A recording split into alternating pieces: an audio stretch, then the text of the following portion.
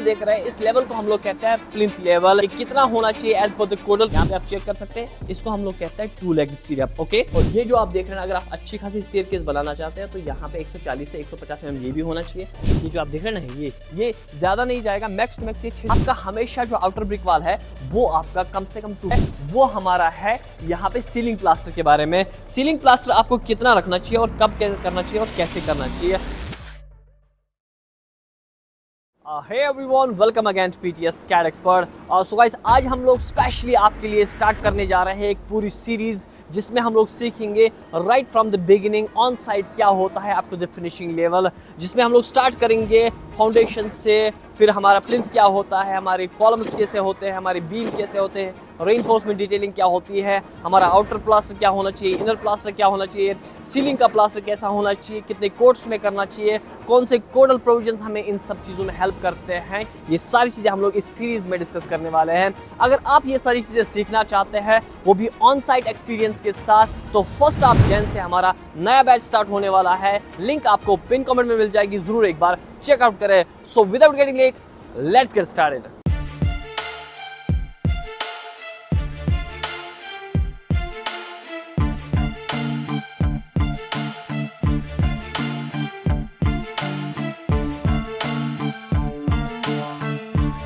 और इस सीरीज का जो पहला पॉइंट हम लोग सीखने वाले हैं वो है हमारी जो प्लिंथ बीम है, प्लिंथ लेवल के बारे में। ये जो आप टॉप लेवल देख रहे हैं, इस लेवल को हम लोग कहते हैं प्लिंथ लेवल। ये कितना होना चाहिए as per the codal provisions. As per the codal provisions ये हमारी 450 mm मिनिमम होनी चाहिए, मैक्स टू मैक्स आप 1 मीटर तक जा सकते हैं।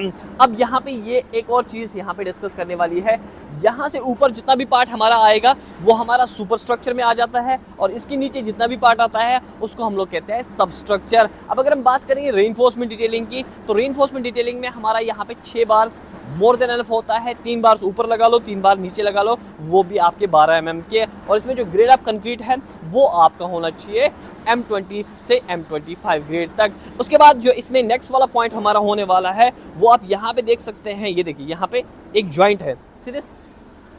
इस जॉइंट को हम लोग कहते हैं एक्सपेंशन जॉइंट। जब हमारी बिल्डिंग 45 मीटर या 45 मीटर से ज़्यादा हो जाती है तब हम ऐसे जॉइंट्स को प्रोवाइड करते हैं। जैसे आप यहाँ पे देख सकते हैं, ऊपर से नीचे तक आप यहाँ पे जॉइंट देख सकते हैं। अगला वाला पॉइंट जो हम लोग डिस्कस करने वाले हैं इसमें वो है हमारे कॉलम्स के बारे में। जैसे आप यहाँ पे देख रहे हैं, ये कॉलम जो है ना, ये कॉलम्स हमारे मेन पार्ट होते हैं। इनको हम लोग कहते हैं कंप्रेसिव मेंबर्स। कंप्रेसिव मेंबर्स हम लोग इनको क्यों कहते हैं? क्योंकि इनके ऊपर जो लोड आता है वो है कंप्रेसिव लोड। इसके लिए ये बहुत ज़्यादा इंपॉर्टेंट हो जाते हैं और सबसे ज़्यादा लोड बेरिंग इन्हीं के ऊपर आ जाती है, और यही अल्टीमेटली हमारा जो लोड ट्रांसफर करती है किसके?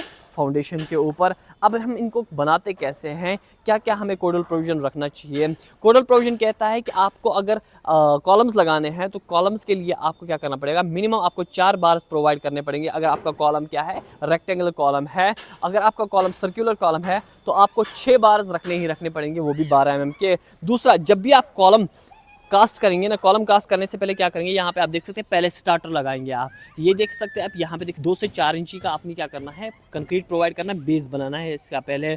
क्यों? क्योंकि ये जो है ना हमें अलाइनमेंट में मदद कर देता है। पूरा कॉलम हम लोग एक साथ खड़ा नहीं कर सकते, पहले हम लोग यहाँ पे बेस बनाएंगे, यहाँ पे हम लोग निशान लगाएंगे अलाइनमेंट के लिए। उसके अंदर आपने क्या करना है, खाली कंक्रीट छोड़ने हैं। उससे क्या होता है, वो एक की छोड़ देते हैं हम लोग, उसको हम लोग कहते हैं शेयर की। बाकी इसमें जो रेनफोर्समेंट लगने वाला होता है, ये जो वर्टिकल रेनफोर्समेंट आप देख रहे हैं ना, इस वर्टिकल रेनफोर्समेंट को हम लोग कहते हैं मेन रेनफोर्समेंट। उसके बाद हम लोग अगर बात करेंगे, यहाँ पे ये जो आउटर रिंग्स टाइप की बनती है, ये जो बाहर की तरफ बांधता है, ये शेयर रेनफोर्समेंट कहलाया जाता है। अब इसमें भी बहुत सारे टाइप्स होते हैं। जैसे हमारे पास 2 लेग स्टीरअप होता है, 4 लेग स्टीरअप होता है, 6 लेग्ड होता है। जैसे हमारे पास सर्कुलर स्टीरअप्स होते हैं, जैसे हमारे पास डायमंड स्टीरअप्स होते हैं। इसी तरीके से हमारे पास बहुत सारे स्टीरअप्स भी होते हैं।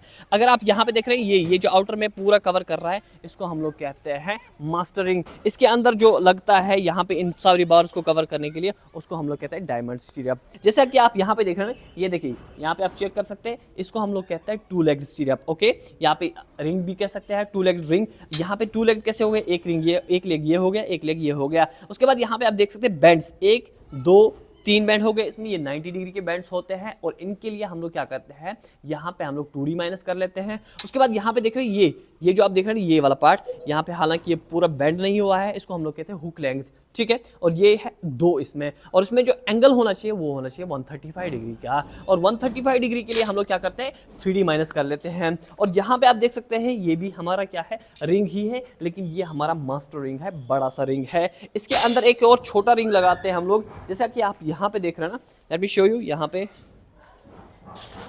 देखिए,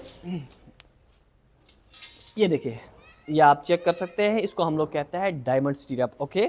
यहाँ पे आप चेक कर सकते हैं, ये जो आप देख रहे हैं ये वाला एंगल, ये वाला एंगल, ये वाला एंगल, और इसमें जितने भी एंगल्स हैं वो सारे के सारे एंगल्स हमारे पास यहाँ पे होने चाहिए 135 डिग्री के। इसका कैलकुलेशन कैसे करना है इसका भी मैं ऑलरेडी डिटेल में डिस्कस कर चुका हूँ, लिंक आपको पिन कमेंट में मिल जाएगी, जरूर एक बार चेकआउट करें। इसके बाद अगला वाला पॉइंट जो इसमें होने वाला है वो है स्टेयरकेस के बारे में। जैसे आप यहाँ पे देख रहे हैं ना, यहाँ पे देखो ये पूरा स्टेयरकेस है। स्टेयरकेस क्यों कहलाया जाता है ये, क्योंकि इसमें ट्रेड है, इसमें हमारे पास राइजर है, इसमें हमारे पास वेस्ट स्लैब है, तो ये पूरा कॉम्बिनेशन कहलाया जाता है क्या, स्टेयरकेस। और ये जो पार्ट आप यहाँ पे देख रहे हैं ना, इसको हम लोग कहते हैं वेस्ट स्लैब, ओके। ये बैग की तरह एक्ट कर देता है, ये पूरा लोड उठा लेता है।